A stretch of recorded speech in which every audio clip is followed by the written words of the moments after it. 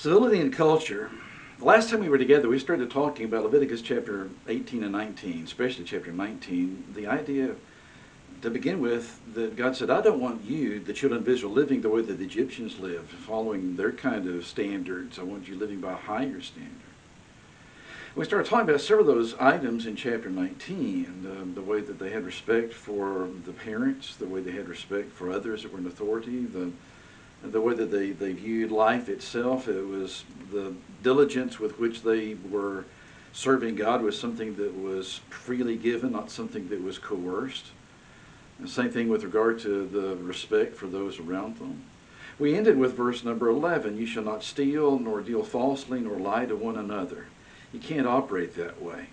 Whether you are a private citizen or in some kind of official capacity within that civilization, you cannot be guilty of stealing or saying things that are false or lying to each other. It doesn't ever build anything up. It always tears things down. Ultimately, sooner or later, you're caught in those falsehoods. You're caught in those lies. But then all credibility is something that's totally lost.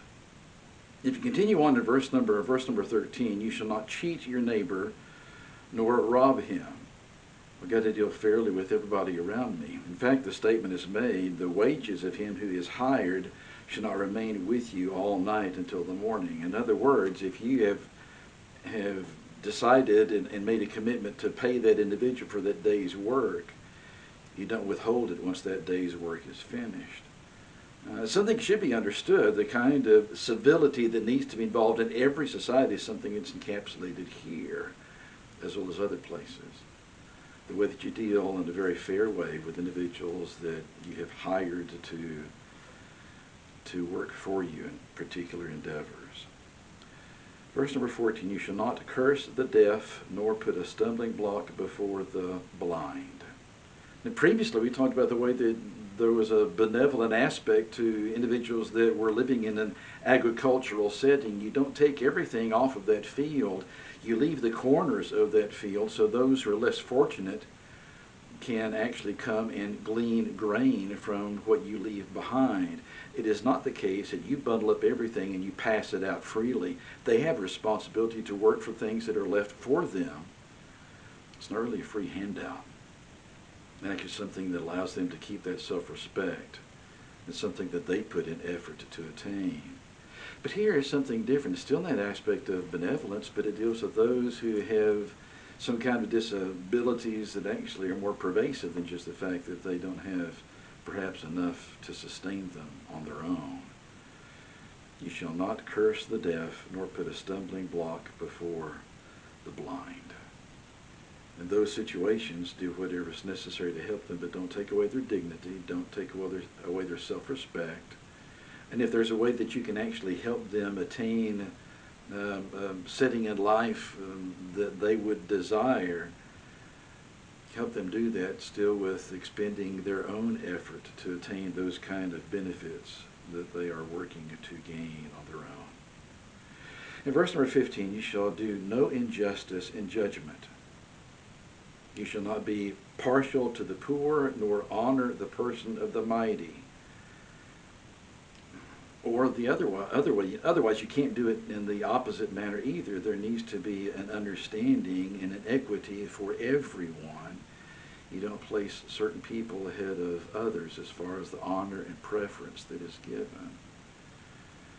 There have been cultures and continue to be cultures that actually have a great deal of things they do for those that are very affluent. There have been and continue to be cultures that do a great deal for those that are less fluent, those that are at the bottom rungs perhaps of the economy. But if I help them out without helping train them to stand on their own, I'm really not helping them out that much at all. We ended with that cliche previously of if you give a man a fish, you feed him for a day. If you teach him to fish, you feed him for a lifetime. That applies in so many different ways in our culture. Unfortunately, there are a lot of people in positions of authority that do not seemingly understand it, or do not allow that to get into the way of their continued power over others. In verse number 16, you shall not go about as a talebearer among your people.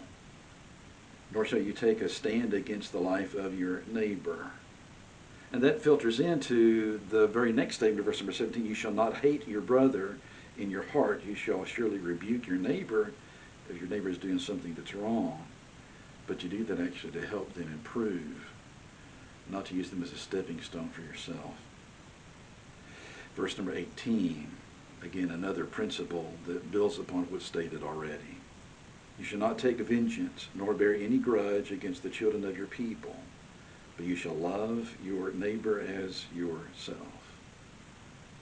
The very first statement of verse 19, keep my statutes. Now, why would that be the case? Because these individuals coming out of a life of servitude to another nation and seeing the ethics, or lack thereof, of that nation that actually had subjugated them to service, do not need to fall into the same trap. And what you find within the law of Moses, you find it here in these chapters in Leviticus, is a way to elevate this nation to something different than what they have been used to, than what they have seen, than what they've lived among all of their life.